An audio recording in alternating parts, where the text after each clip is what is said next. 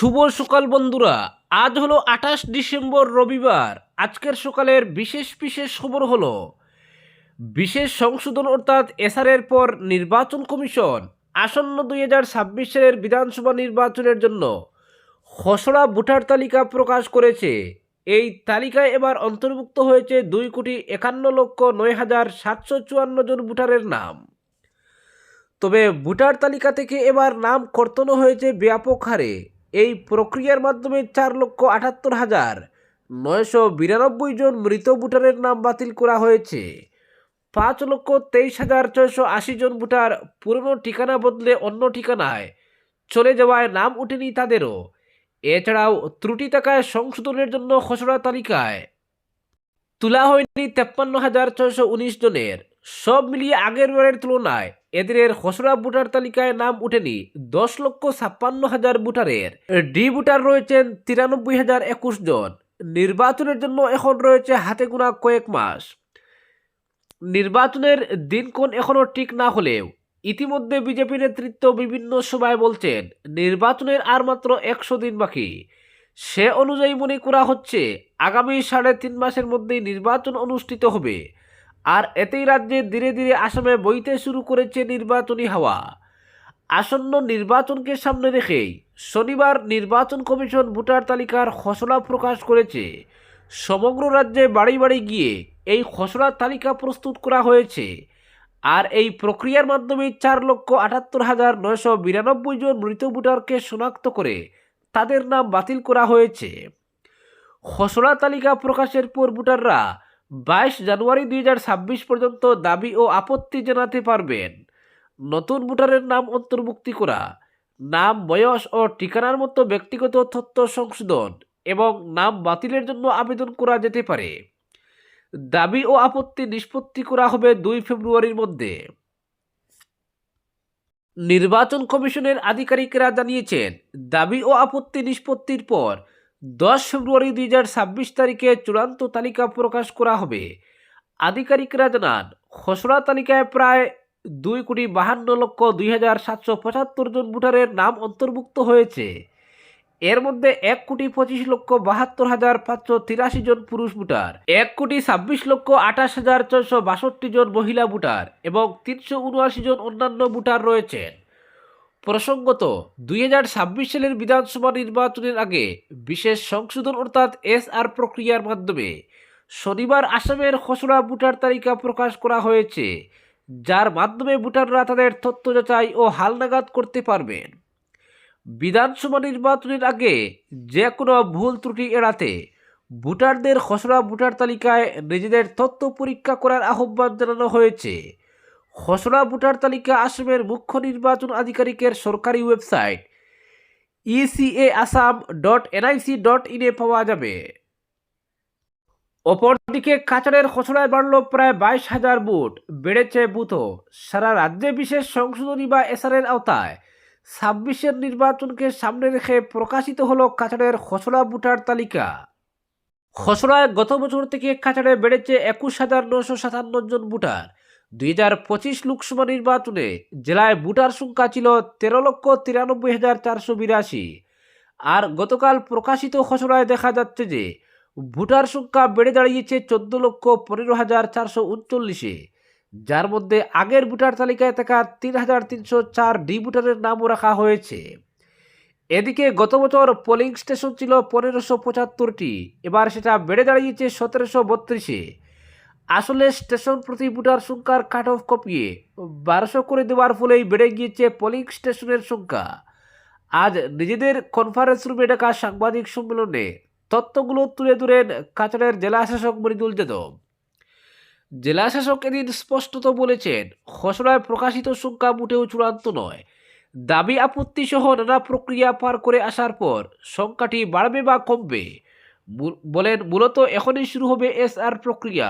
এখন পর্যন্ত বিএলও বা বিএলওরা যেসব কাজ করেছেন তা রুটিন প্রক্রিয়ারই একটা অংশ বলা যেতে পারে। কিন্তু স্পেশাল রিভিশন অর্থাৎ এসআরের কাজ শুরু হবে এখন থেকেই। দাবি আপত্তির জন্য ফর্ম 6, 7, 8 রয়েছে। এর মধ্যে রয়েছে নতুন ভোটারের অন্তর্ভুক্তি, নিজের বা অন্যের নাম বাদ বা অন্তর্ভুক্তির প্রক্রিয়া এবং ঠিকানা বদলের আবেদন। ডিসেম্বর থেকে নতুন বছরের 22 জানুয়ারি পর্যন্ত এই ফর্মগুলি ভর্তি করে দাবি আপত্তির আবেদন জানাতে পারবেন মানুষ। এর মধ্যে 3-4 জানুয়ারি এবং 10-11 জানুয়ারি থাকবে বিশেষ অভিযান। যেসব চাকরিজীবী মানুষ সময় পান না তাদের বাড়তি সুবিধা দিতেই ছুটির দিনগুলিতে কাজ হবে। জেলা শাসক জানার দাবি আপত্তির নিষ্পত্তি হবে 2 ফেব্রুয়ারির মধ্যে, আর এসআর প্রক্রিয়া শেষে চূড়ান্ত ভোটার তালিকা প্রকাশ করা হবে 10 জানুয়ারি। মৃদুল যাদব জুড়েন, জেলায় খুব মসৃণভাবেই এগোচ্ছে এই প্রক্রিয়া, তবে গত বছর থেকে এবার সংখ্যাটি বাড়বে কিনা কমবে তা এক্ষুনি বলা সম্ভব নয়। দাবি আপত্তি যতটা উঠে আসে এর উপরই নির্ভর করছে সব। জেলা শাসক আরও জানান, এরই মধ্যে আমরা সর্বদলীয় বৈঠক করেছি। প্রতিটি রাজনৈতিক দলের সহযোগিতা রয়েছে। একটি বৈধ ভোটারও যাতে বাদ না পড়ে জেলায়, সেটা আমরা সুনিশ্চিত করতে চাই এটাও যে কোনো অবৈধ ভোটারের নাম যেন উঠে না আসে চূড়ান্ত তালিকায়, আর এর জন্য সবাই পরিশ্রম করছেন। অপরদিকে মিয়ারাই রাজ্যের বড় বিপদ, বুটের সুর বাঁধলেন মুখ্যমন্ত্রী হিমন্ত। আসাম শঙ্কর মাধবের দেশ, আজান বাঘ হাজারিকার নয়। কার্যনির্বাহকের বৈঠকে জাজালো ভাষণ মুখ্যমন্ত্রীর। কি হবে 26-এর বিধানসভা নির্বাচনে শাসক দলের এজেন্ডা, কোন হাতিয়ারে সাথ দিয়ে বিরোধীদের পর্যদস্ত করে ফের ক্ষমতা দখল করবে বিজেপি নেতৃত্বাধীন এনডিএ সরকার। শনিবার গুয়াহাটির শঙ্করদেব কলাক্ষেত্রে বিজেপির রাজ্য কার্যনির্বাহকের শেষ দিন 8 ঘণ্টার ভাষণে সেই সব প্রশ্নেরই উত্তর জানিয়ে দিলেন রাজ্যের মুখ্যমন্ত্রী তথা নির্বাচনে বিজেপির প্রধান সেনাপতি ডক্টর হিমন্ত বিশ্ব শর্মা। অবৈধ অনুপ্রবেশ, রাজ্যে মুসলিম জনসংখ্যার বিস্ফোরণ এবং খিলঞ্জিয়া অর্থাৎ ভূমিপুত্র অসমীয়াদের অস্তিত্ব সংকটই যে নির্বাচনে বিজেপির মূল এজেন্ডা হতে চলেছে তা এদিন স্পষ্ট করে দিলেন হিমন্ত। সুজা কথায় 16 ও 21-এর ভোটে বিজেপি যে ইস্যুকে হাতিয়ার করে ক্ষমতা দখল করেছিল, এবারও সেই ইস্যুই ভোটের ময়দান কাঁপাতে চলেছে। গতকাল শুরু হয়েছিল দুদিনের এই কার্যনির্বাহক সভা। 26-এর বিধানসভা নির্বাচনের আগে এটি বিজেপির রাজ্য কার্যনির্বাহকের সম্ভবত শেষ সভা হতে চলেছে। তাই দলের সব মন্ত্রী, দলীয় বিধায়ক, রাজ্য ও জেলা স্তরের নেতা সহ কেন্দ্রীয় পর্যবেক্ষকরা দুদিনের এই বৈঠকে ভিড় করে হাজির ছিলেন। শুক্রবার বৈঠকের উদ্বোধন করে দলের জাতীয় কার্যকরী সভাপতি নীতিন নবীন, যেখানে অভিভাবকের মতো সংগঠনকে বুথ স্তর থেকে মজবুত করে ভোট জয়ের মন্ত্র আওড়ে গিয়েছিলেন, সেখানে বৈঠকের শেষ দিনে নির্বাচনে দলের রণনীতিটি কী হতে চলেছে তা প্রায় 8 ঘণ্টার ভাষণে স্থির করে দিলেন হিমন্ত বিশ্ব। গত কদিন ধরে তিনি যেসব কথা বলে আসছিলেন, এদিনের ভাষণে সেই সব কথাকেই যেন 2 মলাটের বইয়ের মতো একটি জায়গায় বেঁধে দেওয়ার চেষ্টা করেন মুখ্যমন্ত্রী। অবৈধ অনুপ্রবেশ ও মিয়া মুসলিমরাই যে এ রাজ্যের সবচেয়ে বড় বিপদ, সে কথা বারবার করে বললেন তিনি। এটা করতে গিয়ে কিছু পরিসংখ্যানও তুলে ধরলেন। 2011 সালের জনগণনাকে ভিত্তি করে তার দাবি, তখন রাজ্যে অসমীয়া মুসলমান ছিলেন মাত্র 3%, অথচ সেই জনগণনায় বিভিন্ন সময়ে বাংলাদেশ থেকে আসা মুসলমানের সংখ্যা ছিল 31%। তার আশঙ্কা, বর্তমানে এই হার প্রায় 40%, এবং 2027 সালের যখন জনগণনা হবে তখন রাজ্যে পূর্ববঙ্গমূলের মুসলিমের সংখ্যা কত হতে পারে তা কল্পনারও বাইরে। অমুসলিম ভোটারদের প্রতি তার সতর্কবার্তা, কোনো রাজ্যেই সেখানকার স্থানীয় মানুষের হার 60%-এর কম নয়, কিন্তু আসাম সেদিকেই এগোচ্ছে। এটাকে রুখতে না পারলে রাজ্যের ভবিষ্যৎ ভয়ঙ্কর। যদিও যেখানে রাজ্যে 15 বছর ধরে জনগণনাই হয়নি, সেখানে তার এই দাবির ভিত্তি ঠিক কী তা এদিন খুলে বললেননি মুখ্যমন্ত্রী। আসামকে সব সময় শঙ্কর আজানের দেশ বলে অভিহিত করা হয়ে থাকে।